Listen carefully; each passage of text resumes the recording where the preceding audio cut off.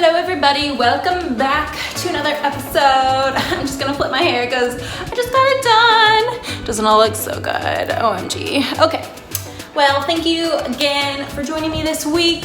Please, before we get into anything, don't forget to like, share, comment, subscribe, tag me in your guys' socials, all the things. I would love to connect with you and help this channel grow.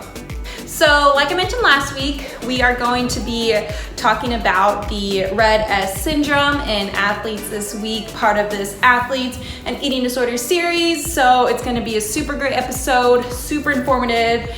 And just a disclaimer, I am not a licensed therapist, doctor, nutritionist, nurse.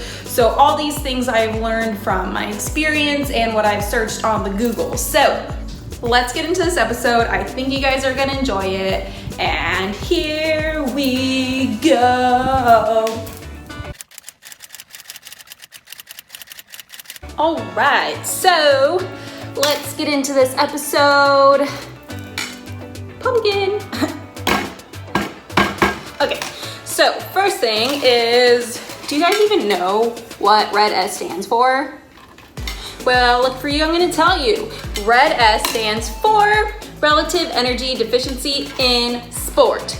Red S. So basically, if you're a competitive athlete and you're not properly refueling after an intense training session, you are at risk. Well, that just sounds really ominous.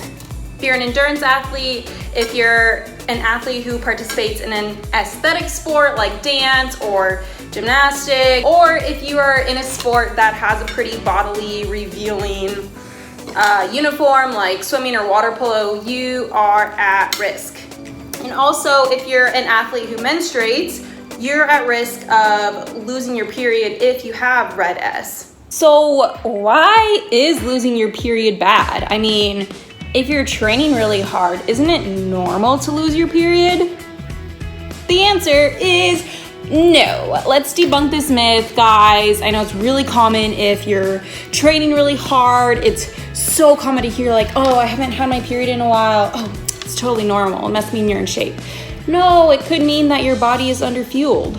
Pretty much the only reason it's normal to lose your period is if you have a hormonal form of birth control or a hormonal IUD, such as the Kyleena IUD. And if you're concerned about this, please ask your local doctor.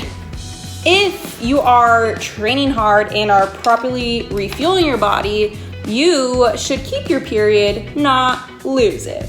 So, unpopular opinion, losing your period while training really hard is actually bad. Wah, wah, wah. So, hint, hint, coaches, I would love for you guys to be aware of this throughout the whole season rather than at the initial eval and physical.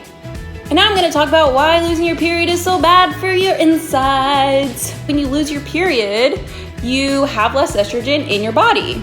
And maybe you're like, what the heck is estrogen? I've heard of it, but what is it? Well, I'm gonna tell you. Estrogen is one of two sex hormones in females who menstruate, and guys, you have estrogen too, you just have less of it.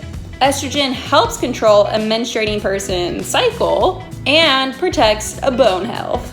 So if a woman has less estrogen, they may have these symptoms: less or stopped menstrual periods, trouble sleeping, drying or thinness of the vagina, low libido, and mood swings. That's quite a bit of negative side effects. Ooh.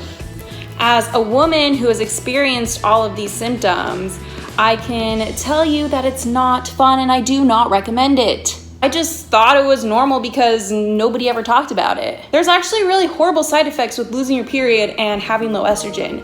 So I want to normalize the conversation and talk about it because the side effects are not worth it. So developing amenorrhea, that is so flippin' hard to say. Holy mother of pearl. Developing that, aka losing your period, leads to low bone density. And you may be like, well, what does losing your period have to do with developing low bone density? Basically, when you have lower estrogen levels and amenorrhea, there's that word again, your body goes into panic mode. It starts getting its necessary nutrients out of your bones.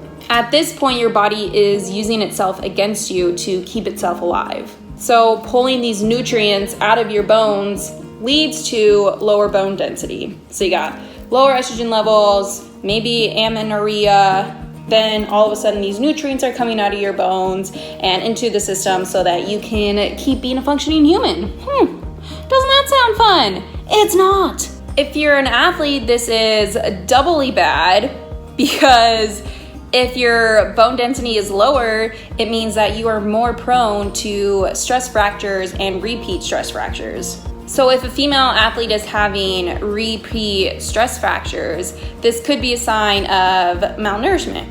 Coaches, be aware of this. If your, star female athlete is constantly not being able to perform because they have stress fractures, maybe ask them when their last menstruating cycle was and kind of get that conversation going because it's super important. You want healthy athletes because healthy athletes equals better performance. So normalize the talk of menstruation because menstruating females have them, hopefully monthly. And losing them does a whole heck of a lot of damage. Whoa. Now, what the heck does Red S have to do with eating disorders? All I hear you talking about is athletes and this malnourishment. Oh, wait, that does have a lot to do with eating disorders. A person with Red S may not necessarily have a full eating disorder. They may have disordered eating. They could just have similar symptoms and side effects. So I'm going to tell you what they have to do with eating disorders. Here are some physical warning signs. Amenorrhea, gastrointestinal problems, low heart rate. Y'all, a normal heart rate for an athlete is 50 beats per minute plus. Please, doctors, if you see a heart rate in the 40s or below, this may mean the person is malnourished. Low blood pressure or changes in blood pressure / heart rate in different positional changes like laying down, sitting, or standing. Repeat stress fractures and muscle cramps, weakness, or fatigue. Here are some psychological symptoms. Anxiety or depression, claims of feeling fat even though they are not, exercising more than is expected or required, difficulty concentrating, preoccupation with weight or eating, avoidance of eating situations, and use of laxatives or other diet pills. So yeah, an eating disorder has most of these symptoms, and if you're scratching your head wondering what the heck I'm talking about, well, I did a whole episode on what an eating disorder is, so if you're still confused, check this out. So let's recap. If you are a menstruating woman and have menstruating dysfunction, low energy availability, and low bone density, you may have the female athlete triad, aka you experience all the symptoms in Red S. Now, if you do have the female athlete triad, you are not alone. I have linked some amazing resources down below if you have more questions and want to learn more and find resources to try to get some help. Coaches, I so strongly recommend you also learn about Red S and talk to your local sports psychologist on ways you can help your athletes. But if you don't have a local sports psychologist, well, I have linked an amazing resource from the National Eating Disorder Association website that has a whole flippin' handbook on how to help athletes who have Red S or the female athlete triad. Go check it out. It's linked down below. It's awesome. I think it could be really helpful for your athletes and keep them healthy and normalize the talk of periods and really get the full performance-based mindset going. Also, if you do have amenorrhea, it could be really helpful for you to get a bone density scan, aka a DEXA scan. It's a really good baseline to see what type of rehabilitation you will need to get your bones strong and up and running again so that it's not something that's permanent, and it's great to get it on top of this stuff. And it's great to not have permanent bone loss or lots of stress fractures. Well, that brings me to the end of this episode. I hope you guys enjoyed it. I hope you guys know a little bit more about Red S. And like I said, if you do have any more questions, there's some amazing resources linked down below. Go check them out. I think it'll be really helpful. And Thank you for tuning in. Please make sure to like, share, comment, subscribe, and I'll see you guys next week. Oh, BT Dubs, I post every Thursday, so catch you guys on the flip side.